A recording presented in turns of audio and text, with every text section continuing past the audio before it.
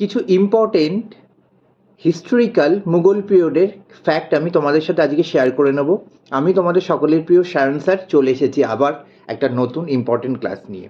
আচ্ছা, হুমায়ুনের সমাধি কে তৈরি করেছিল? হুমায়ুনের ওয়াইফ হাজি বানু বেগম বা হামিদা বানু বেগম আকবরের সময় হুমায়ুনের টম্ব তৈরি করেছিল, মানে হুমায়ুনের সমাধি। বলা হচ্ছে এই টম্বটা কিসের স্টাইলে তিনি তৈরি করেছিলেন, কোন স্টাইলে? স্টাইলটা সবসময় মনে রাখবে, এই টম্বটা হয়েছিল পার্সিয়ান এবং Indian style of architecture.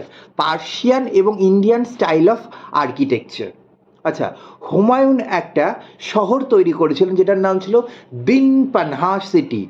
Humayun দিল্লিতে একটা শহর তৈরি করেছিল, সেটার নাম ছিল দিন পানহা সিটি। ওকে, এগুলো কিন্তু খুব ইম্পর্টেন্ট। আচ্ছা, ইতিহাসে মুঘল যুগে মাকফি বলে কে পরিচিত ছিল?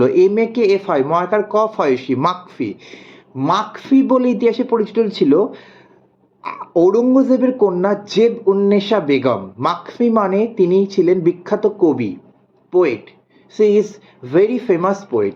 তাহলে জেব উন্নেসাকে বলা হতো মাকফি, জেব উন্নেসা বেগমকে বলা হতো মাকফি বেগম। মাকফি বেগম।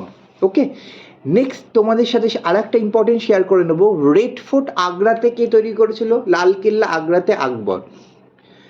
আর লালকেল্লা দিল্লিতে কে করেছিল? Shah Jahan. Red fort in Delhi Shah Jahan, red fort in Agra কে আকবর কিন্তু তৈরি করেছিল। ওকে, ঠিক তেমনি আরও ইম্পর্টেন্ট একটা টপিক তোমাদের সাথে শেয়ার করছি, সেটা হলো মহাভারত। মহাভারত এবং রামায়ণ পার্সিয়ানে কে ট্রান্সলেট করেছিল? মহাভারত এবং রামায়ণ আকবরের টাইমে পার্সিয়ানে ট্রান্সলেট করেছিল বদায়ুনি বলে একজন, বদায়ুনি। এবং মহাভারতের পার্সিয়ান নাম ছিল বা ফার্সি নাম ছিল রজমনামা। রজমনামা, মহাভারতের ফার্সি নাম ছিল রজমনামা। ওকে, আর উপনিষদ ফার্সিতে ট্রান্সলেট করেছিল দারাশিখো। উপনিষদকে এবং অথর্ববেদ, দুটো অথর্ববেদ এবং উপনিষদকে ফার্সিতে ট্রান্সলেট করেছিল দারাশিখো। হ্যাঁ, তিনি 108টা উপনিষদের মধ্যে মাত্র 52টা উপনিষদ কিন্তু তিনি ফার্সিতে ট্রান্সলেট করেছিলেন। ওকে, ফার্সিতে ট্রান্সলেট করেছিলেন। আচ্ছা, বুলন্দ দরওয়াজার হাইট কত?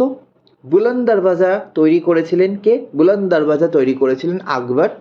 গুজরাট বিজয় স্মারক হিসাবে তিনি তৈরি করেছিলেন বুলন্দ দরওয়াজা 1572 সালে, এবং বুলন্দ দরওয়াজার হাইট ছিল 176 ফিট, মানে এখনো অবধি 176 ফিট। ওকে, এবং বুলন্দ দরওয়াজায় কিন্তু বাইবেলের লাইনও মেনশন তিনি করেছিলেন, কোটেশন অফ বাইবেল লাইন, মানে বাইবেলের লাইনও তিনি, এর থেকে আকবরের মানে ধর্মের প্রতি উদারতা কিন্তু আমরা পাচ্ছি। বুলন্দ দরওয়াজায় কিন্তু বাইবেলের লাইনও তিনি কি করেছিলেন?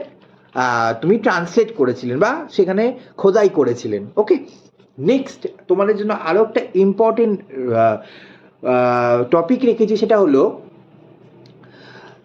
আকবরনামা। আকবরনামা রচনা করেছেন আমরা সকলেই জানি কে? আকবরনামা আবুল ফজল। আবুল ফজল আকবরনামা রচনা করেছেন। আচ্ছা, এই বলা হয়েছে কোশ্চেন, আইনি আকবরী আকবরনামার কত নম্বর পার্টে আছে? আকবরনামার কত নম্বর পার্টে আইনি আকবরী লেখা আছে, মানে আকবরের আইন কানুন? সবসময় মনে রাখবে থার্ড পার্ট। এরকম তোমাকে অপশান দেবে, first, second, third, fourth. Third পার্টে কিন্তু আইনি আকবরী মেনশন আছে, থার্ড পার্ট। ওকে, নেক্সট, তাবাকতি আকবরী বইটা কে লিখেছে? বহুবার এসছে। তাবাকতি আকবরী বইটা লিখেছে নিজাম উদ্দিন আহমেদ। নিজাম উদ্দিন আহমেদ কিন্তু তাবাকতি আকবরী বইটা লিখেছে। নেক্সট যেটা তোমাদের জন্য রেখেছি সেটা হলো সুবা বা প্রদেশ। মুঘল যুগে 4টে প্রদেশকে বিভক্ত করা হয়েছে। প্রথম সুবা, তারপরে সরকার, তারপরে প্রদেশ মানে পরগনা। হ্যাঁ, সুবা, সরকার, প্রদেশ এবং সুবা, সরকার, পরগনা এবং লাস্টে গ্রাম। সবার ওপরে সুবা, তারপর সরকার, তারপরে হলো পরগনা এবং সবার নিচে হলো গ্রাম।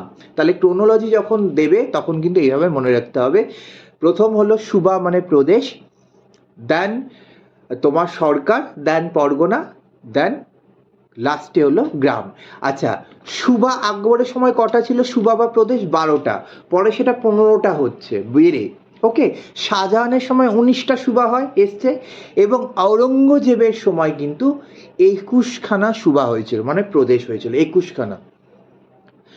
মীর বক্সি কারা ছিল মুঘল যুগে? মিলিটারি ডিপার্টমেন্টকে বলা হচ্ছে মীর বক্সি। ওকে, এবং মীর সমান কে ছিল? কারখানার প্রধান, হেড অফ কারখানা, কারখানার প্রধান ছিল মীর সামান।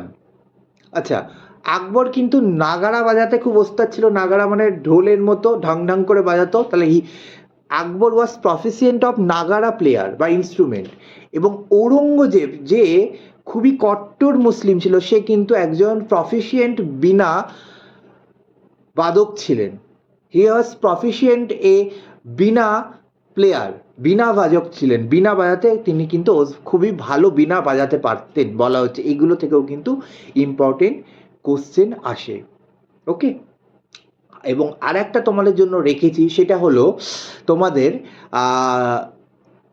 নাগবক্ত বা নাকবকশিয়া লিডার খাজা কুবাইদুল্লাহ আরার, একটা সুফি লিডার। এই নাকবকশিয়া লিডার খাজা কুবাইদুল্লাহ আরার, তিনি কার গুরু ছিলেন? কোন মুঘল বাদশার? বলা হবে বাবরের গুরু ছিল।